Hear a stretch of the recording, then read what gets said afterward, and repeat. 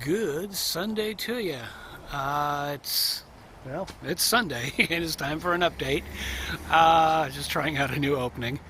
And let's see, I just wanted to tell you about the weather the last couple of days. It's actually a little bit windy right now. We finally got a little bit of rain here in LA.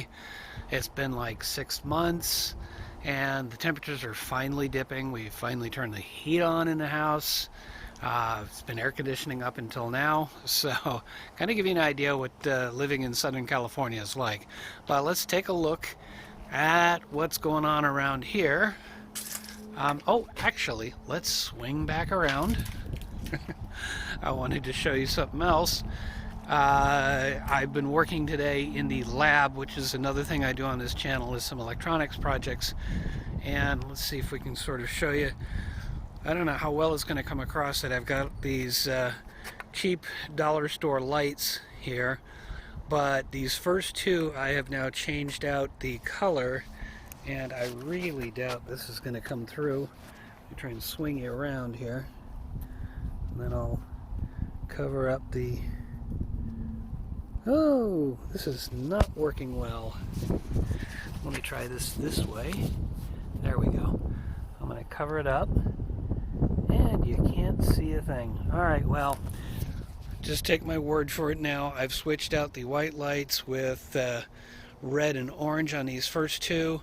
I want to see how that works tonight. I'll put a picture here. And then the rest of them will get subsequent updates.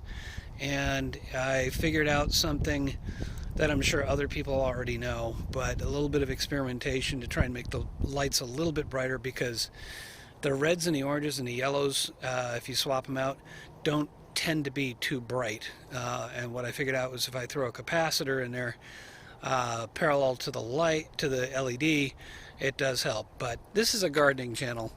I'll cover that in another video if you're interested, and if I get around to it, I'll try to remember to link it. So let's get on to the gardening, and we'll work our way over here. And I pulled some weeds this week, so it's looking a little better up here, but don't look over there. And coming around here, we've got the plumeria up there is still doing okay, but it has dropped a few leaves, which has me a little concerned. Down below, I've got this one pot that's got what looks to be a basil plant in the middle. I was pulling weeds and I accidentally pulled the plant. Put it back, and it seems to have survived, but I threw in some more cuttings from the other section of the garden. I have planted in here, but it doesn't look like much is coming up just yet. Should be more nasturtium, and it should be the red one. Here, ooh, look at the wind. I've got the orange flowers, second generation, maybe third, but that's growing. Everything else here is looking reasonably healthy. My little whirlybird is going. Over here, we did some planting, and let's see. Looks like all we got so far is a tiny little weed in the corner there. Nothing in this one. Nothing much happening with the Swiss chard. I need to actually pick some of the longer leaves, just get them out of there and encourage growth. There is another planter over here. Let's see if we can't do this one-handed and find out how it's doing.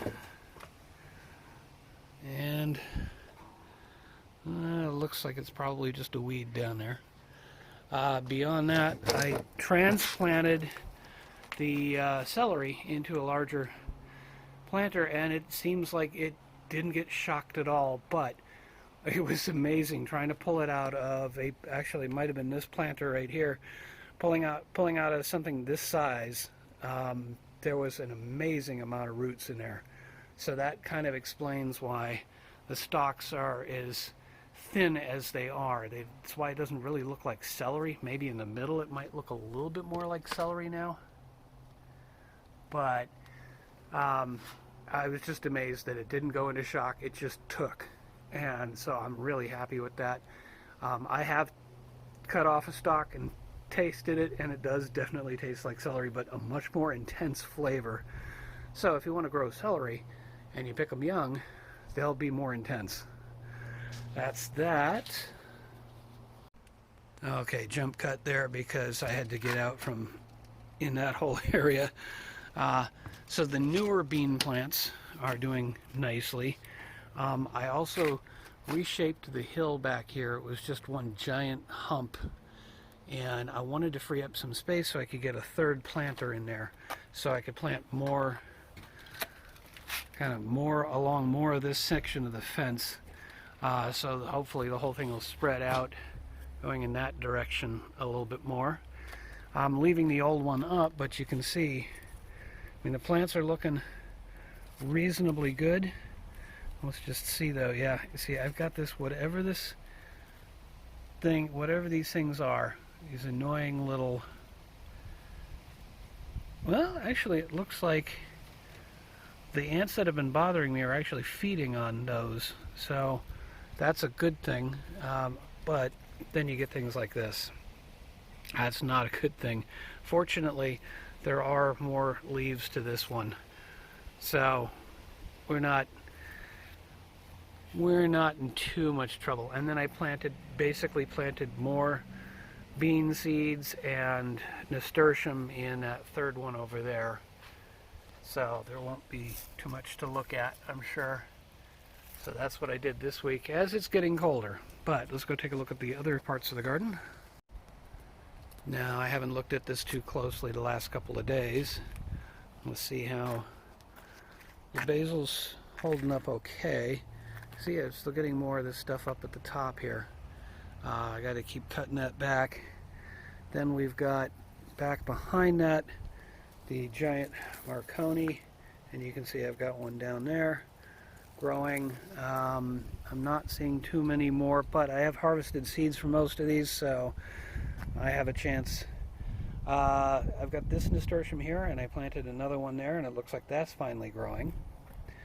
We've got another basil plant here, and somewhere in the mix, yeah, there's another pepper plant, and you can see back here, this is the Nikita hybrid, and we've enjoyed a couple of those. I'm not really a huge fan of bell peppers or the celery, but you know, other people enjoy them, so I'll keep growing them. Then we've got the really big basil plant, which is just getting even bigger. And this is just an amazing, that's growing in where the tomato was, and I think it's actually the old tomato that I've now cut out, pulled out, but what it did to the soil, it's actually benefiting this basil here. So those are two really good companion plants. Oh, down below we've got flowers and little fruits on my cherry pick pepper, my second cherry pick pepper plant. The first one is looking okay. Yep, we got fruits on here. Haven't developed yet, but we got fruits on here, so that plant's looking good. So, you know, here we are. Basically, winter is starting. We're past Halloween.